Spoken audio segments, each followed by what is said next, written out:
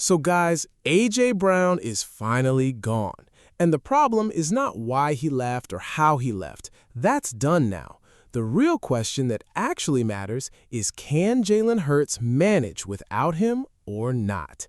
And honestly, we already got our answer in OTAs, and it isn't pretty. Because what happened on that practice field was not just a bad day, it was a warning sign.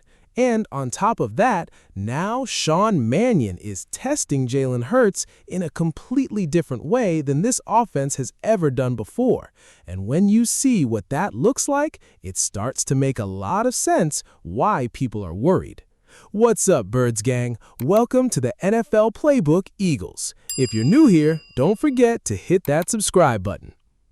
So guys, you know this is not just any quarterback we are talking about. This is Jalen Hurts, who took this team to a Super Bowl twice and won one Super Bowl in his short 6-year career. He took this offense to places it had not been in years. This city believed in him when nobody else did. Eagles Nation put everything behind this man, and the expectations that come with that kind of trust, the pressure that comes with being the face of this franchise is sky high, as it should be. So, when voluntary OTAs started this week, the expectation was simple. Come out, look sharp, look comfortable, look like the guy we know you can be. That was it. Nobody was asking for perfection.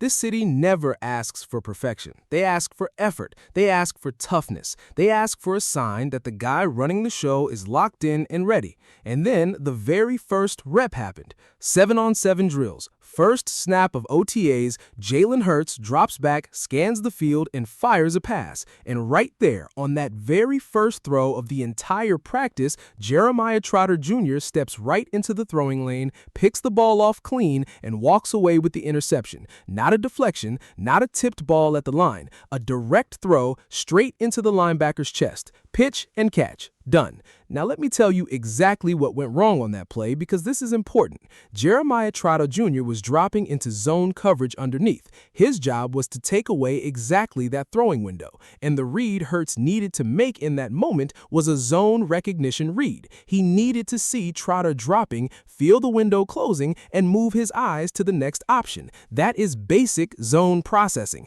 That is something every starting quarterback in this league has to do automatically, and Hurts did not do it. He locked on to his first read, never felt Trotter dropping into that lane, and threw it anyway. That is not a physical mistake. That is a mental processing breakdown, and that matters more than people are giving it credit.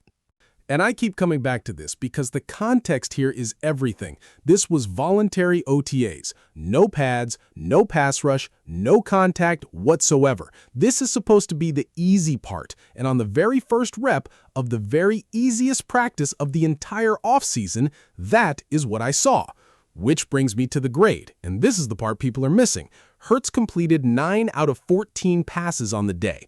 On the surface, that sounds like a decent day, right? But then you actually think about what those numbers mean in context. And no, it is not decent. The NFL league average completion percentage in a real regular season game, with pass rushers flying at quarterbacks, with disguised coverages, with real hitting, was right around 65%. So Jalen Hurts, in shorts, in a no-contact practice with zero pressure, completed passes at basically the exact same rate as the average NFL quarterback does in actual games under fire.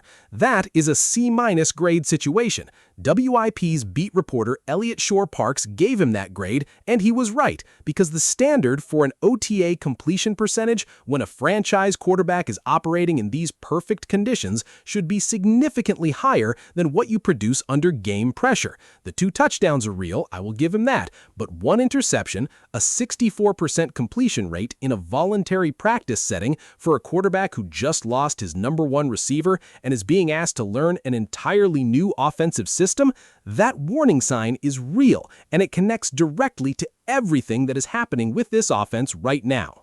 Now, definitely Sean Mannion can't sit and just watch throwing interceptions. I mean, this is just not possible. That's why updates from OTAs are worth watching. In fact, before moving to those updates, let me tell you one more thing.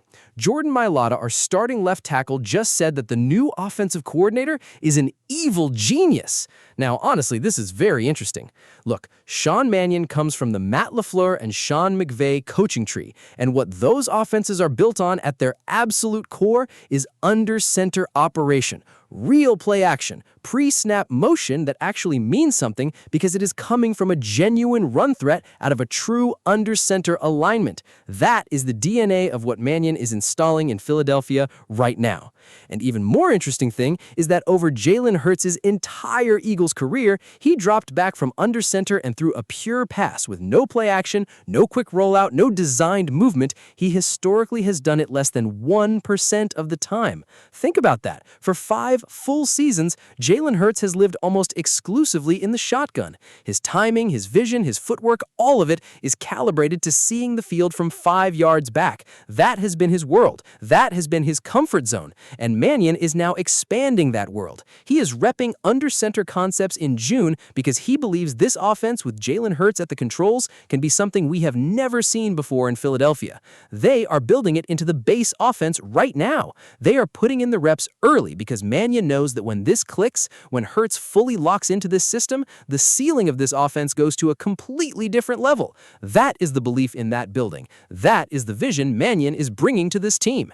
And when A.J. Brown was on this roster, there was always an escape valve on the field. And I mean that literally. When a play broke down, when the coverage confused things at the line, when the pocket started to collapse, Hurts always had one option he could trust no matter what. You put the ball in the air toward A.J. Brown in a one-on-one matchup, and you trust him to go win it. That is not scheme. That is not system. That is 6'1", 230 pounds of pure receiver dominance bailing out a difficult moment.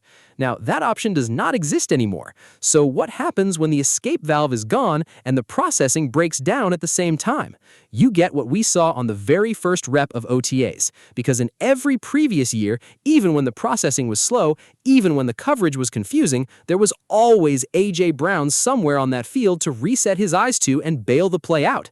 Now there is Devonta Smith, there is Dontavion Wicks, there is rookie Mekhi Lemon. These are talented football players, but none of them are that kind of bailout option. None of them are going to physically take a contested ball away from a defender the way A.J. Brown could. Which means Jalen Hurts now has to be a true full-field processing quarterback. He has to go through his progressions, he has to trust the scheme to get people open instead of trusting one superstar to create his own separation. And that is a harder job, especially when you are simultaneously learning a brand new offense with under-center concepts you have barely repped in your entire career.